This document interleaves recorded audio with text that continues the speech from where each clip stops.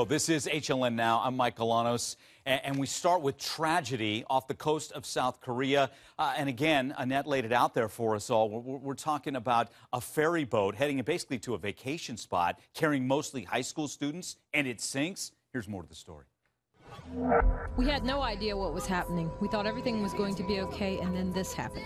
There is still a desperate search going on right now after a ferry ship filled with hundreds of students sank near South Korea. This has really now become the staging point for the desperate parents who are waiting for any news about what has happened.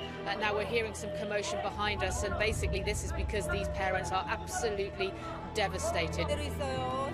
I was keeping still without making any movements. There was an announcement that we should not move. There was an announcement telling us to sit still on the ferry, but the ferry was already sinking. Some of the students were not able to escape. The ferry started to lift, so we asked if we should escape now, but the announcement kept telling us to stay still. I'm so worried about the other students in our rooms. The majority of the passengers on this ship were high school students. They were on their way to Jeju Island, just south of South Korea, about 100 kilometers south. It's a tourist area. They were on a 4-day field trip. So again, it's disaster in the Yellow Sea after a ferry headed for a South Korean resort sinks. And you can see the pictures, just astonishing there. Here's what we know now as far as numbers. Over 450 on board. From what we gather, about roughly 325 high school students, 6 dead. That's what we have here. Over 160 rescued, also over 290 still missing. So that's the sad fact that's going on. I've seen some pictures of parents of these high schoolers just distraught, as you can expect, and they're more astonishing pictures. Joining us now, Justin Lorio is a research engineer with the Stevens Institute of Technology, and here's the specialty, specializing in ship hydrodynamics, basically the structure of ships, and how something like this could happen. And that's my first question to you. How could something like this happen?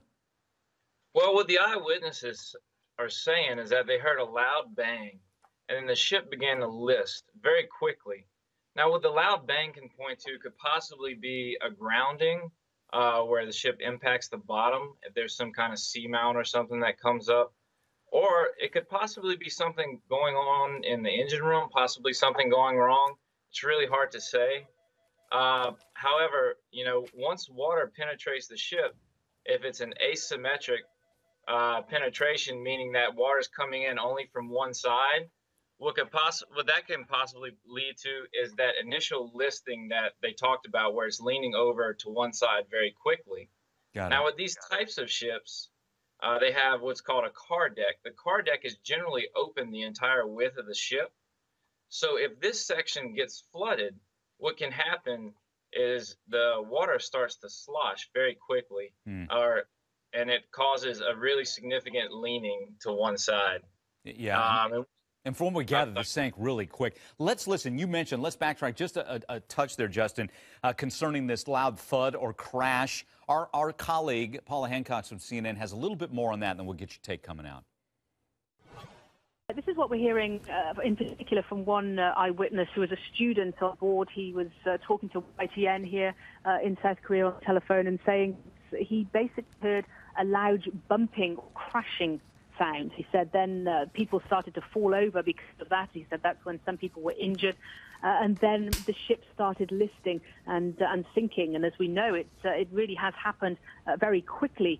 Just an hour or 2 hours after the distress call happened, we know that the Coast Guard confirmed people were ordered to jump into the water. Now, they all had life jackets on, according to the Coast Guard, but they were all ordered to jump into the water because this ship was listing so badly and it was sinking so quickly. Now, we have no official confirmation as to whether or not this ship hit something, but the fact that we're hearing through local media from eyewitnesses saying that they felt a bumping sound, a crashing sound, and everyone fell over when that happened would suggest that it may have hit something in the water.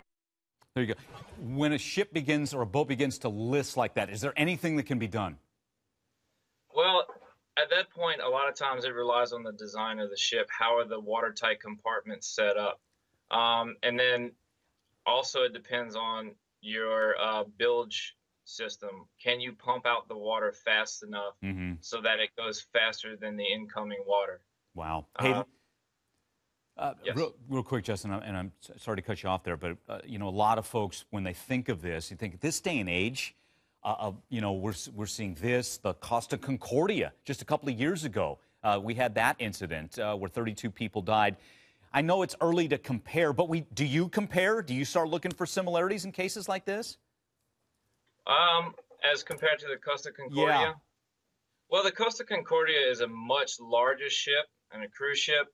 I'm not sure at the year in which these were built.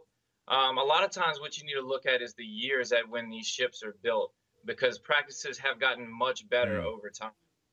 Got it. Hey, and obviously, it seems all ship disasters are compared to the Titanic. We know the Titanic, April 15th, 1912, sank in the Atlantic.